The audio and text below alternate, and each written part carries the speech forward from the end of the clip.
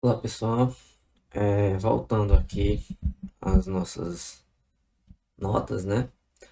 Nós vamos hoje dar continuidade ao que a gente fez na última aula. A gente entrou em divisibilidade, eu mostrei algumas propriedades, né? Algumas coisas a respeito de divisibilidade, as noções iniciais. Hoje eu vou dar continuidade, né? Vamos ver mais alguns resultados. E também, né? Servir essa aula como um complemento, né, para que vocês possam fazer a lista que já enviei, tá certo? Bem, na aula passada eu parei nessas observações aqui, né, do livro. Então, o que é que nós temos? Nós temos essas observações que eu fiz, né, que o A divide sempre zero, 1 divide A e A divide A, independente do A, né, A sendo inteiro. Se o A divide 1, o A é mais ou menos 1, porque a gente viu aquela questão de que aqui nós estamos considerando um número inteiro, a divisibilidade de um número, os divisores podem ter sinal, então pode ser tanto mais quanto menos. Então quando eu digo que se A divide 1, né, aqui nessa observação, se A divide 1, você vai dizer imediatamente, então um número que divide 1 inteiro só pode ser o 1. Tudo bem, o A pode ser 1, mas também pode ser o menos 1. Lembrando, né? Porque o 1 ele pode se escrever como sendo menos 1 vezes menos 1. Então, ele divide. Nós fizemos a transitividade, né? Que foi o item C. Fizemos o produto, ou seja, se A divide B e C divide D, o produto divide. Esse daqui é interessante, que a gente usa bastante nas demonstrações, tá? Que é o seguinte. Se um número A divide B e também o B divide A, esses números serão os mesmos a menos do sinal. Tá? Porque se A divide B, a gente vai ver que ele é menor do que B, pelo item 6 aqui, o módulo A é menor que B, que a gente comentou isso. Mas o B também divide A, então como é que o A é menor do que B e B é menor do que A ao mesmo tempo? Não pode, né? Então nesse caso aí, eles só podem ser iguais ou um é menos o outro. Então, a mesma observação de cima, então tem mais ou menos o B. Agora eu vou fazer aqui, eu vou até rabiscar esse sétimo aqui, que é se A divide B e A divide C, então ele divide bx mais cy para todo x, y, z. Isso aqui é uma combinação linear. A gente chama isso aqui de uma combinação linear. O que significa isso? Combinação linear entre dois números, B e C, é quando você faz exatamente o que está aqui, B vezes x mais C vezes y. Ou seja, você consegue escrever uma soma de dois produtos como um elemento, né, inteiro, né, de tal maneira que você varia o x, varia o y, mas deixa o b e o c sempre aparecendo aqui. Então isso é uma combinação que sempre vai ter o b e o c, tá? Com x e y inteiros. Então ele vai dividir toda a combinação linear entre b e c, tá certo? Bem, eu vou abrir aqui a lousa e a gente vai rabiscar esse daí, tá certo? Então veja só, o A divide B e o A divide C. Então está dizendo que o A divide a combinação linear AX. Tem probleminha aqui na minha mesa, só um minutinho, tá?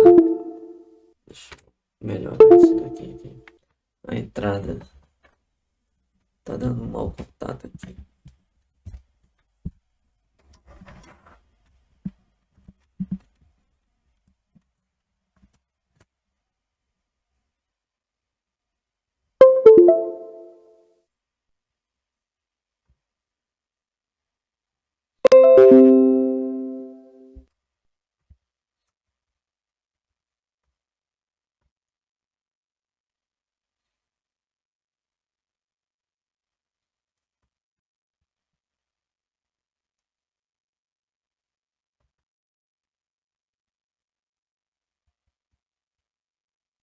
Voltamos, né? Probleminha aqui no contato da lousa.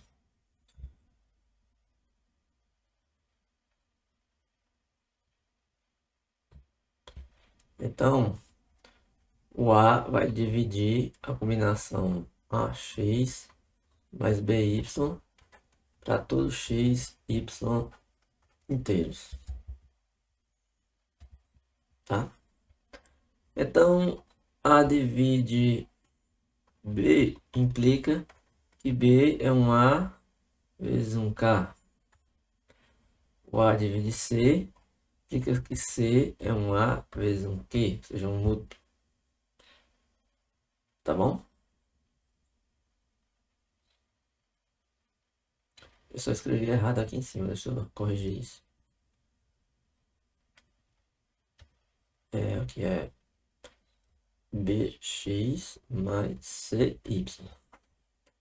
Tá? Então, beleza. Então, o que é que acontece? Se você pegar dois números inteiros, x e y, aqui, e fizer bx mais cy, basta você observar que se o b é múltiplo de a, então ele é um a vezes kx.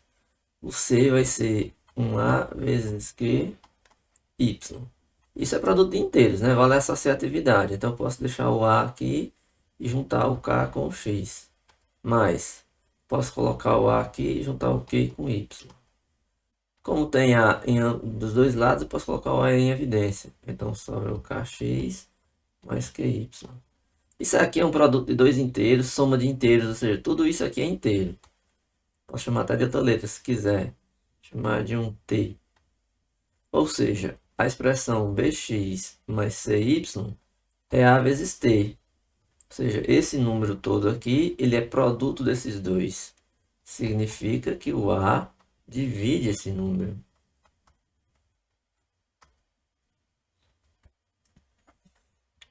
Certo? Então é isso. Vou voltar aqui no livro.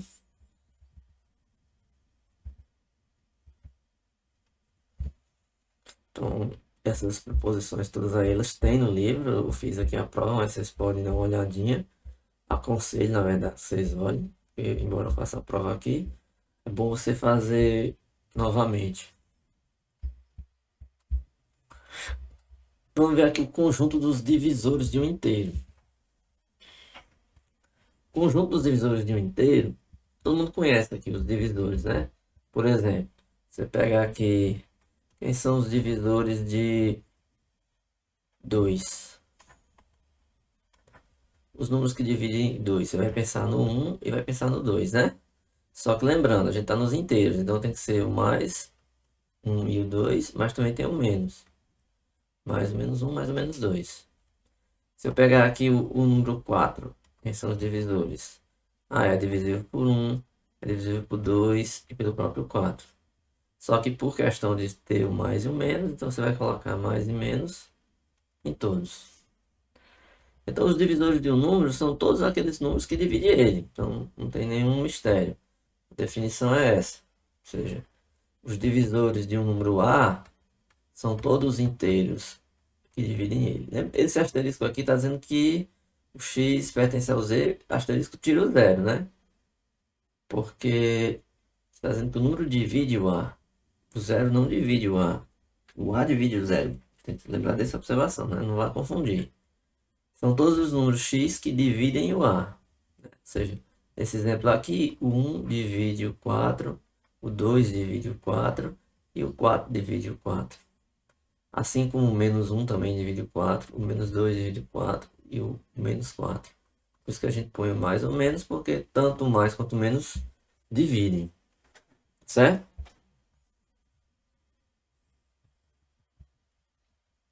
Aí alguns exemplos, né? Tá?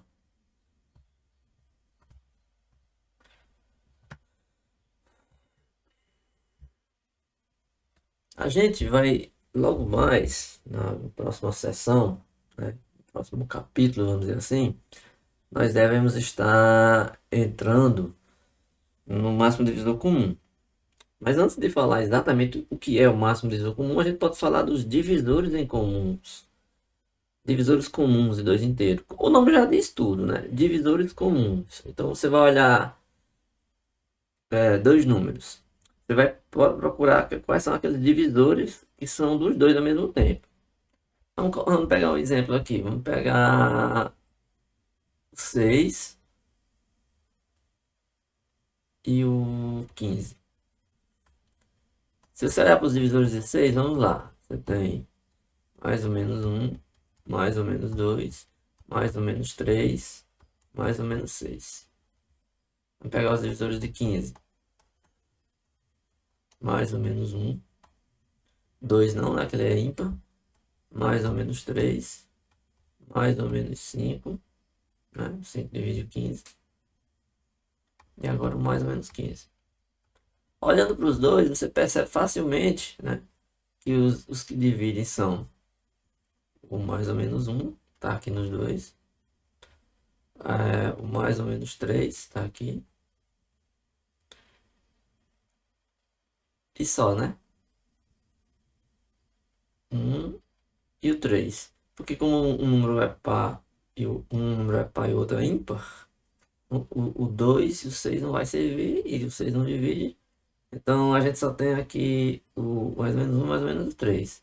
Então quer dizer que os divisores de A interseção, ou seja, ao mesmo tempo B, no nosso caso aqui, deixa eu só corrigir isso aqui.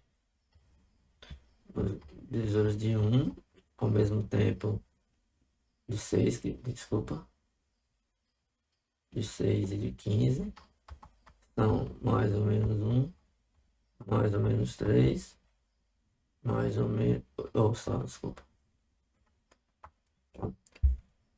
Então quer dizer isso, você vai pegar divisores que estejam ao mesmo tempo nos dois. Então, quando a gente escreve divisores de A, interseção divisores de B, que conjunto é esse?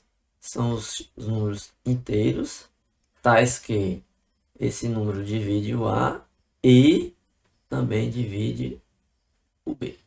Essa é a definição, tá? Então, são os números que dividem os dois ao mesmo tempo. A notação também pode ser essa, divisores de A e B, certo? Ou divisores de A, interdivisores de B, mesma coisa, certo?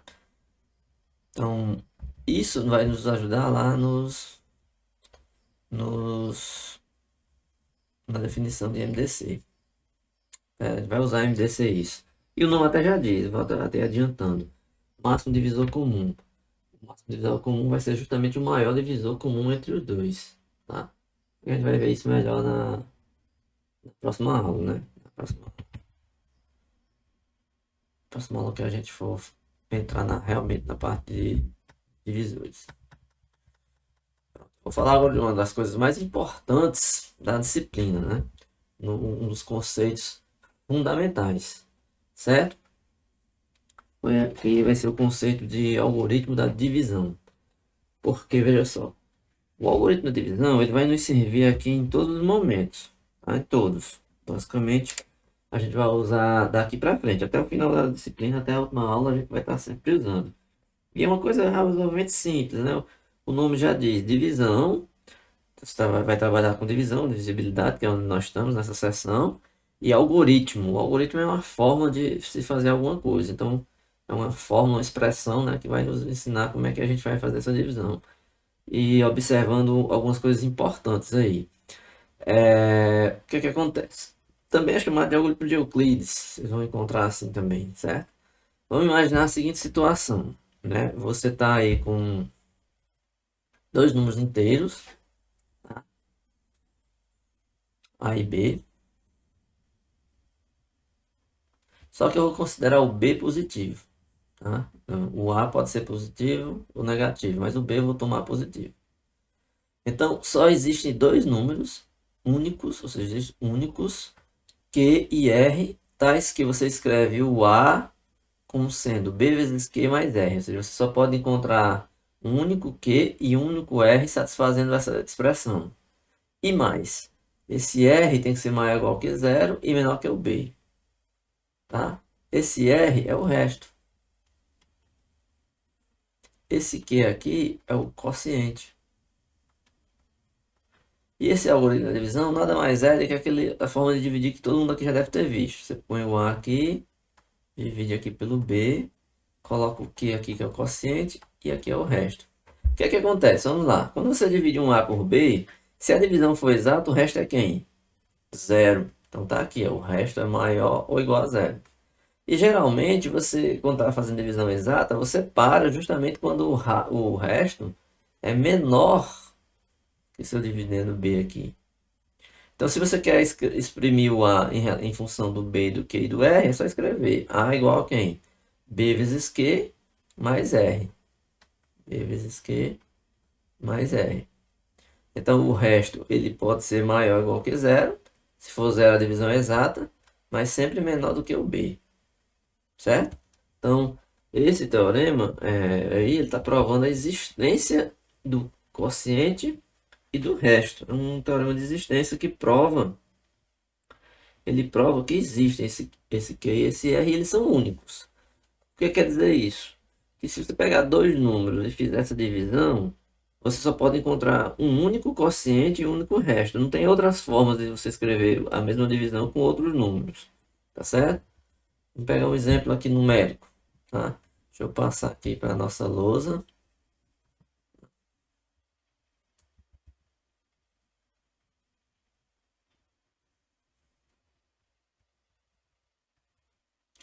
Pegar aqui um exemplo com número, né? Vamos pegar aqui o 11 como sendo A e o B como sendo 3.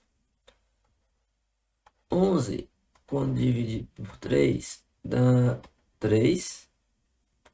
3 vezes 3, 9 para 12, para 11, 2. O resto é 2. Então, no algoritmo da divisão vai ficar 11 igual 3 vezes 3 mais 2. Aqui coincidiu aqui o Q, né? Ser igual ao B. E aqui é o R. Então, perceba que o R, no caso 2, é menor do que 3 e nosso R é maior que zero. Estritamente maior. Pega aqui o 11 dividido por 5. 11 por 5 dá 2. 2 vezes 5, 10 para 11, 1. Ou seja, o 11 pode ser escrito como 5 vezes 2 mais 1. Então tá aqui, ó. O resto R é 1. É menor que o B, que é 5. Tá? E maior que zero. Esse resto, se a divisão não for exata, é sempre maior que zero. Tá? E a escrita fica exatamente como a gente colocou lá. Então a gente tem aqui o quociente, que é 2. Então esse aqui é o Q. Esse é o nosso B. Esse é o nosso A. E aqui é o resto. R igual a 1. Então está na escrita do algoritmo da divisão.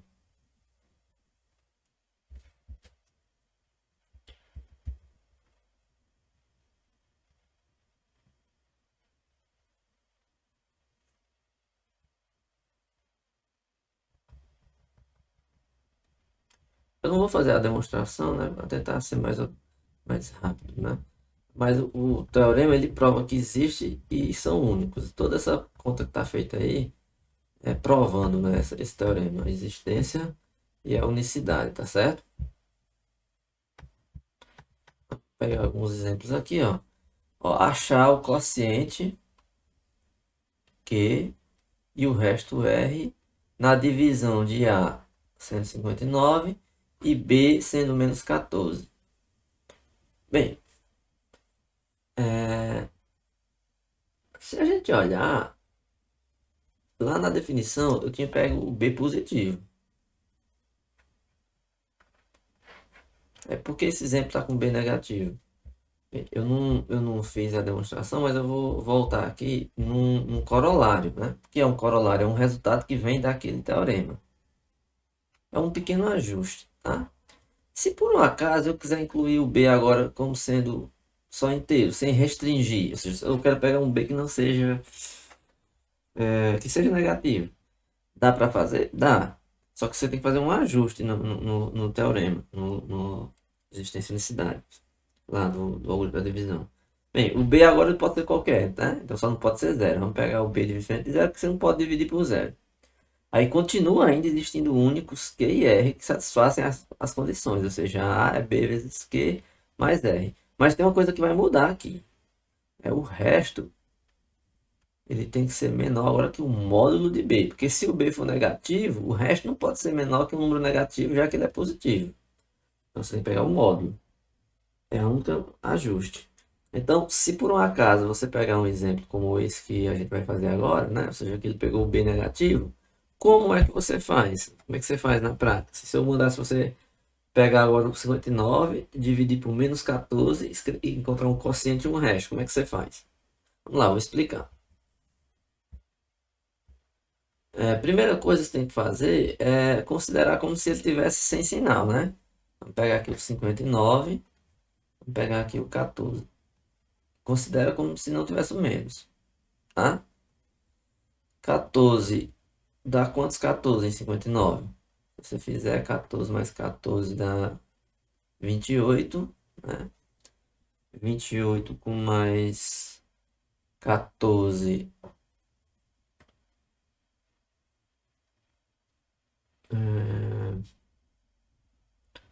dá 42, né? 42 com mais 14 dá 56. Dá 4, né? 4, 16. 4 vezes 1, 4 e 1, 5. E sobra 3. Então quer dizer que o resto é 3. 59 é 14 vezes 4 mais 3. Só que o número que ele colocou foi menos 14. É que você faz. Vamos lá. Nós vamos fazer um truquezinho aqui, mas é um truque simples. Lembrando, eu vou colocar aqui o seguinte. Eu vou colocar o menos 14. Só que tem um porém. O 59, ele é esse número aqui, né? Que é 56 mais 3. Se eu colocar um menos no 14 e multiplicar por 4, vai dar menos 56. Isso aqui ficaria menos 56 mais 3, que daria menos 53. Não é o número que eu tenho. Então eu tenho que colocar um menos no 4 também, porque aí ajusta, né? O menos 14 vezes menos 4 vai continuar dando 56 do mesmo jeito. Porque menos com menos vai dar mais, então dá 56. Com mais 3, dá os 59 que a gente queria. Ou seja, existe o nosso B aqui, no caso, é o menos 14. Então, o nosso quociente vai ser negativo aqui. O nosso aqui vai ser menos 4. E o resto vai ser igual a 3. Então, o que é que acontece? O resto, que é 3, ele é maior do que zero, né? Maior ou igual que zero. E ele vai ser menor que o módulo de B. Lembrando que B, nosso B é menos 14. Então, o 3 não é menor do que menos 14, porque número negativo é sempre menor do que qualquer um positivo. Então, 3 não é menor que menos 14. Mas se você pegar em módulo, ou seja, 3 é menor do que módulo de menos 14. Porque o módulo de menos 14 é 14. E 3 é menor do que 14.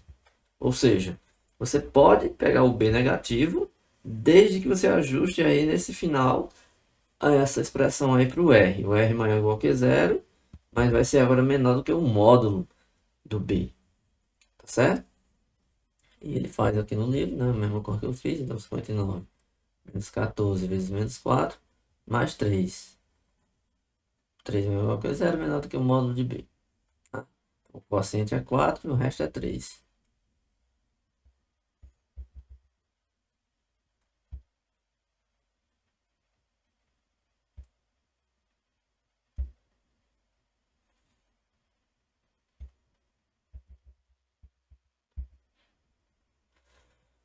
Mais um exemplo, né? Vamos pegar aqui agora o A sendo negativo, né? Porque eu peguei no exemplo anterior o B negativo. Vamos pegar o A. Menos 79 e 11. Então, o que é que você faz? Você vai fazer similar. Você vai pegar o 79 e vai dividir por 11, como se a divisão fosse sem sinal.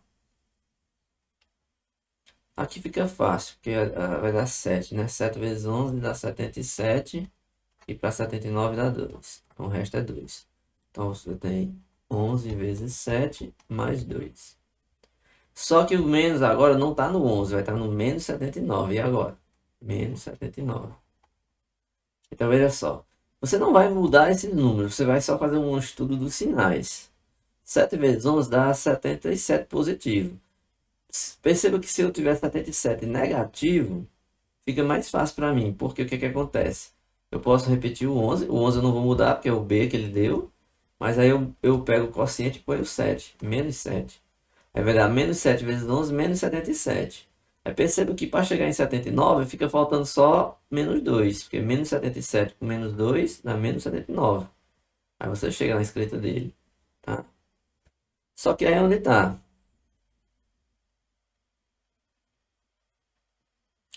Tem um problema nessa parte aqui. Tem um problema. Se você fizer assim. Porque não sei se você lembra lá, ó, vai lembrar, né?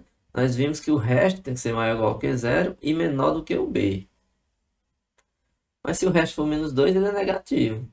Então, ele não vai satisfazer essa condição do resto ser maior que zero e menor do que o B, que é 11. Tá? Aí, o que que a gente vai fazer? A gente vai ter que fazer mais ajustes. Aí é nessas horas aí onde você precisa fazer alguns truques, né? Algumas formas um pouco diferentes de escrever, certo? O que que acontece? A gente vai somar e subtrair no meio da expressão um menos 11. Mas por que menos 11? É porque eu estou dividindo por 11, né? Então, ó, menos 79, eu escrevi ali como 11 vezes menos 7, menos 2. Só que eu vou fazer o seguinte, aqui no meio eu vou colocar um menos 11 e um mais 11. Vai ficar 11 vezes menos 7, menos 11, mais 11, menos 2. Só que isso facilita uma coisa para mim. Porque, ó, menos 11 com menos 2 vai dar 9. 11 vezes menos 7 com menos 11 vai dar 11 vezes menos 8, né? Só somar, né? Aqui dá menos 77 com menos 11 dá menos 88, que é 11 vezes menos 8, mais 9. Aí agora eu consegui um resto positivo. R igual a 9 é positivo. Então eu tenho que o resto é maior ou igual que zero, ele é 9 e é menor do que o B, que é 11. Ou seja, quer dizer que o menos 79, para satisfazer o algoritmo da divisão, eu tenho que pegar o 11 multiplicado por menos 8 mais 9. Então o meu quociente aqui, deixa eu colocar um pouquinho mais para cá, tá? Aqui. O quociente é menos 8 e o resto é 9. O resto fica menor do que o B, que é 11, e satisfaz o algoritmo da divisão. Então, são pequenos detalhes que é importante a gente perceber. Essa questão de se pegar um número positivo, um negativo no lugar do A, no lugar do B, essas coisas fazem a diferença, tá certo?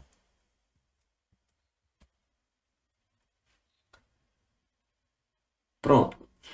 Passando aqui agora para mais um conceito, né, para fechar a aula, que é a questão de paridade de um inteiro. Paridade é a gente discutir se o número é par ou ímpar, só tem essas duas possibilidades. Quando o número é par, ele é múltiplo de 2.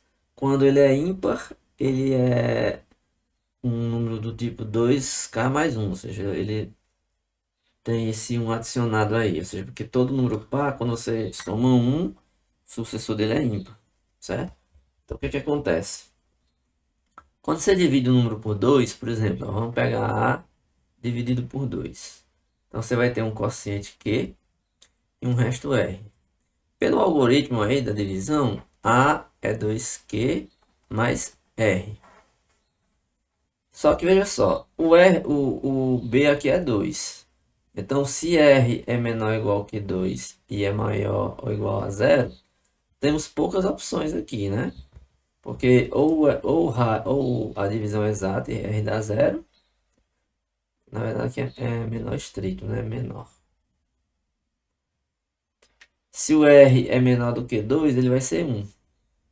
Aqui é menor, estreito.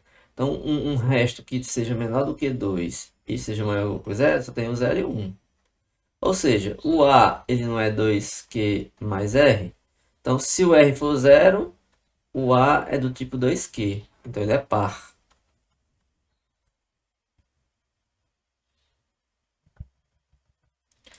Se o R for 1, então o A vai ser do tipo 2Q mais 1 e ele é ímpar.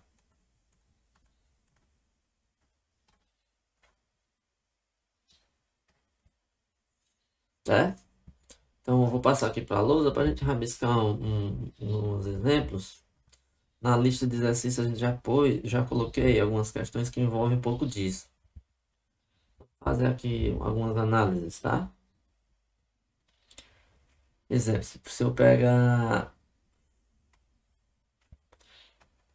um número par, 2K, né? 2K, 2Q, a letra não interessa, assim, é importante é que tem esse 2 na frente, é múltiplo de 2, tá? 2 vezes qualquer um outro inteiro, né? Isso aí dá um número par. Então perceba só, algumas coisas a gente vai observar. Se o número for par, o quadrado dele também é par. Bem, você faz, né? Quem seria ao quadrado nesse caso? Então seria o 2K elevado ao quadrado. Então 2K ao quadrado vai ser... Esse quadrado serve por 2, né? Lembrando da potenciação. Então dá 2 ao quadrado vezes K ao quadrado. 2 ao quadrado é 4, 4K ao quadrado. Se você observar, o 4 é 2 vezes 2. Então eu posso escrever isso aqui como sendo 2 vezes 2K ao quadrado. Esse número aqui não é um número inteiro, né? Porque um número inteiro ao quadrado é inteiro, vezes 2 é inteiro. Se eu chamar esse número aqui de Q, então esse número é da forma 2Q. Ou seja, A ao quadrado é um número da forma 2Q. Então, o quadrado de um número par também é par. Tá certo?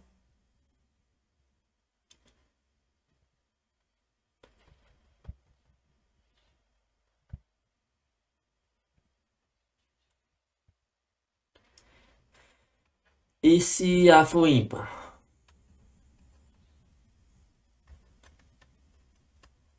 O que acontece com o quadrado? Será que ele é ímpar?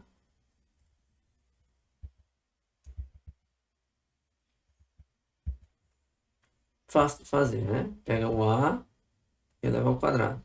Então vai ficar 2K mais 1 ao quadrado. Aqui você desenvolve o binômio, né? 2K ao quadrado mais 2 vezes o primeiro, que é 2K vezes 1 mais o quadrado do 1. Então aqui dá 4K ao quadrado mais 4K mais 1. Certo? A gente vai olhar para esses dois números e percebe que eles são múltiplos de 4. Posso colocar o 2 em evidência, né? Então vai ficar 2K ao quadrado mais 2K mais 1. Perceba que quando eu fizer 2 vezes esse, volta para o 4K ao quadrado. E 2 vezes 2K volta para o 4K. Se eu chamar tudo isso aqui de um Q, então esse número vai ficar da forma 2Q mais 1. Ou seja, ele ficou da forma de um número ímpar. Então o quadrado de um número ímpar também é um número ímpar. Tá certo? E perceba que não poderia ser também par. Se você tem um ímpar vezes um ímpar, ele vai ser ímpar. Um número ímpar vezes um par não pode ser ímpar, né? Porque aí você tem um par no meio. Agora, par vezes par vai dar par. Ímpar vezes ímpar dá ímpar. Então é só você observar. Ó. Se A é par e B é ímpar, A vezes B é par ou ímpar. É um número par e um ímpar. Se eu multiplicar os dois, vai dar par ou vai dar ímpar? Fácil demais, né? Ó, A é par, então é 2K. B é ímpar, eu vou chamar aqui de 2K mais 1. Então, A vezes B vai ser 2K que multiplica 2K mais 1. Então, esse vezes esse vezes esse. Então, dá 4K ao quadrado mais 2K vezes 1 mais 2K.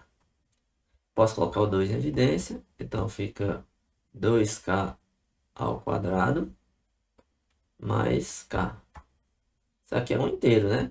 Número inteiro mais outro inteiro ao quadrado vezes 2 é um número inteiro. Então isso aqui é o número da forma inteiro, que seja do produto da número múltiplo de par. Claro que vai dar, porque se você tem um número par, tem um 2 na frente. Se ele está multiplicando por outro, esse 2 continua multiplicando uma coisa que se dobrou. Então, se tem um 2 pelo meio, o número é par. Tá certo?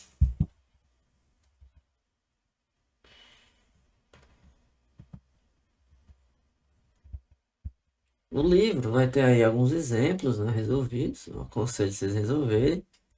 E faz algumas coisas, né? Umas pequenas observações aqui, ó.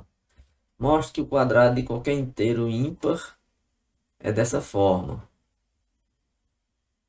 Aí ele diz, ó, pelo algoritmo da divisão, qualquer inteiro é uma das seguintes formas. Por que que ele está chegando a essa conclusão? Porque ele está pegando um inteiro qualquer e dividindo por 4. Então, se ele divide por 4, o resto só pode ser 0, 1, 2 ou 3. Aí ele vai fazer essas análises aí. Então, o meu conselho aqui é que vocês deem uma olhadinha nessas questões resolvidas, né? Esses exemplos resolvidos. Embora eu passei algumas questões na lista de exercícios, também são encorajados a tentar fazer os do livro. Às vezes você encontra no livro uns exercícios que dá para fazer. Eu tirei alguns daqui, desse livro, está lá digitado. Vocês tentem fazer os que eu digitei, mas também podem fazer os que estão aqui. Tá certo? Pois é isso. Nossa aula de hoje vai ficar por aqui. Meu conselho é sempre o mesmo. Você sempre pegue as aulas anteriores e revise. Então, antes da nossa próxima aula, reveja essa de hoje para você não entrar na próxima aula sem ter o conteúdo de hoje, porque eu vou dar continuidade, tá? Então, tem que estar sempre em dias com as aulas. Se você, como as aulas estão sendo gravadas, você tem a possibilidade de assistir mais do que essa aula, as anteriores também, tá ok? Então é isso. E a gente se encontra na próxima aula. Até lá.